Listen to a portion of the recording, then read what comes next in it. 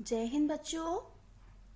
संस्कृत मित्रम में पाठ 9 विद्यालय है उत आनंदालय है और पाठ 10 प्रयत्नेन लाभः हम कर चुके हैं, जो कि हमारे पीटी 2 में आ रहे हैं।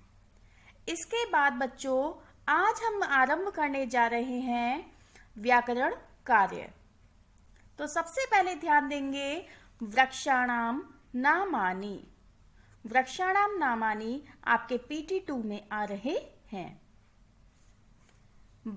नंबर 1 बरगद। बरगद को कहते हैं बच्चों वटः।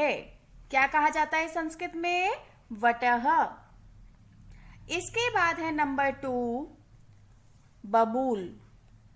बबूल को संस्कृत में कहते हैं करीरह। क्या कहते हैं? करीरह। इसके बाद है नंबर 3 रीठा। रीठे का जो पेड़ होता है उसे हम संस्कृत में कहेंगे फानीलः। क्या कहेंगे? फानीलः। नंबर 4 ढाक। ढाक का जो पेड़ है, वृक्ष है, उसे संस्कृत में कहा जाता है पलाशः। क्या कहा जाता है? पलाशः। नंबर 5 ताड़। ताड़ का नाम सुना होगा आपने। ताड़ का वृक्ष होता है जिसे कहते हैं तालक्षः।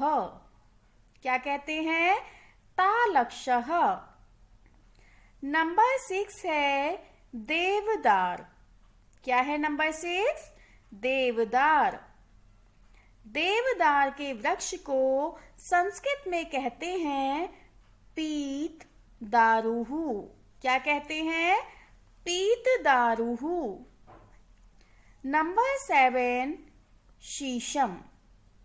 शीशम को तो आप जानते ही हैं, शीशम के पेड़ को। शीशम को कहा जाता है शिमशंपा। क्या कहा जाता है? शिमशंपा। नंबर 8 है हरसिंगार। हरसिंगार के पेड़ को कहते हैं शैफालिका। क्या कहते हैं?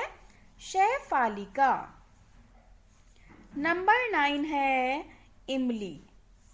इमली को कहते हैं अम्लिका। क्या कहते हैं संस्कृत में? अम्लिका। नंबर 10 चीड़। चीड़ का जो वृक्ष होता है उसे संस्कृत में कहते हैं भद्र दारुः। क्या कहते हैं? भद्र दारुः। इस प्रकार से सभी बच्चे वृक्षों के नाम को हिंदी से संस्कृत में लिखेंगे।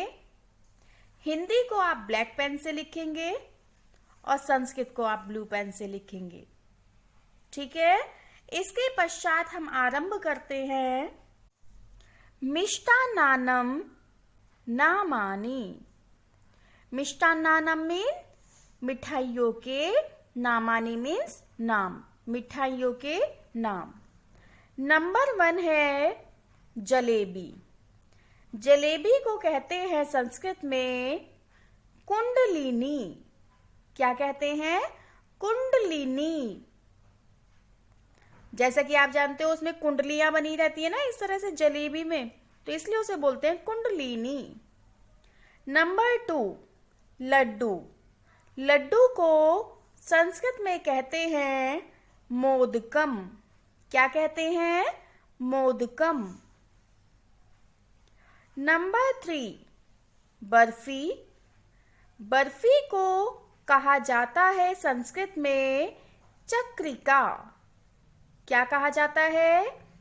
चक्रिका। नंबर 4 है बालूशाही। बालूशाही को बच्चों संस्कृत में कहते हैं मधुमष्टः। क्या कहते हैं? मधुमष्टः। नंबर 5 है रसगुल्ला।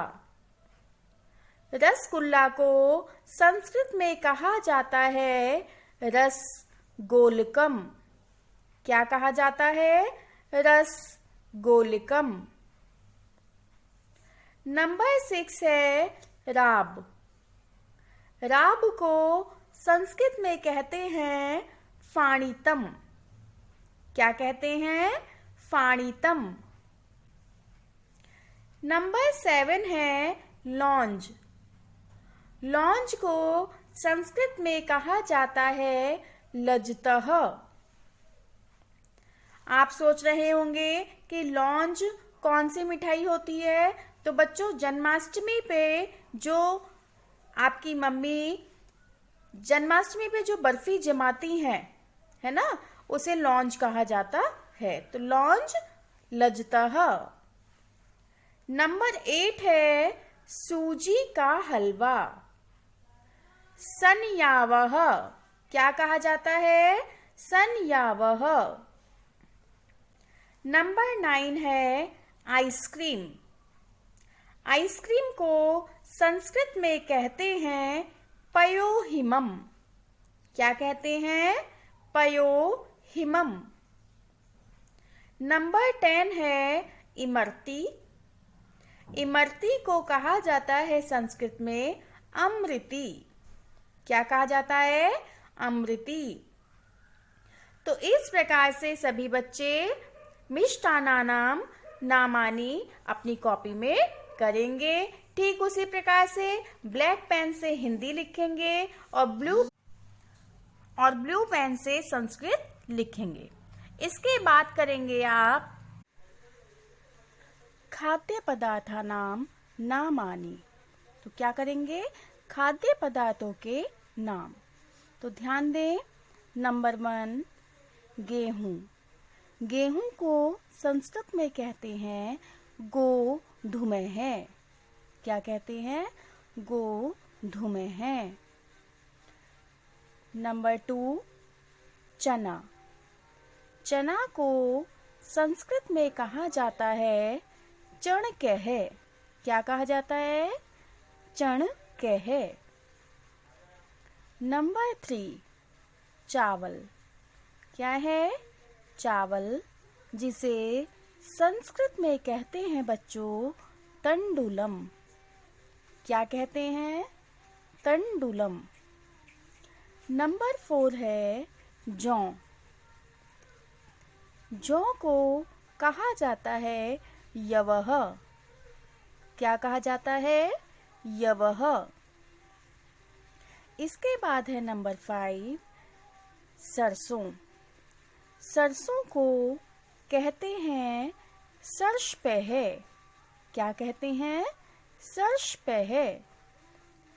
ध्यान दें अब नंबर 6 पर। नंबर 6 है धान। धान संस्कृत में जिसे कहा जाता है धान्यम। क्या कहा जाता है? धान्यम।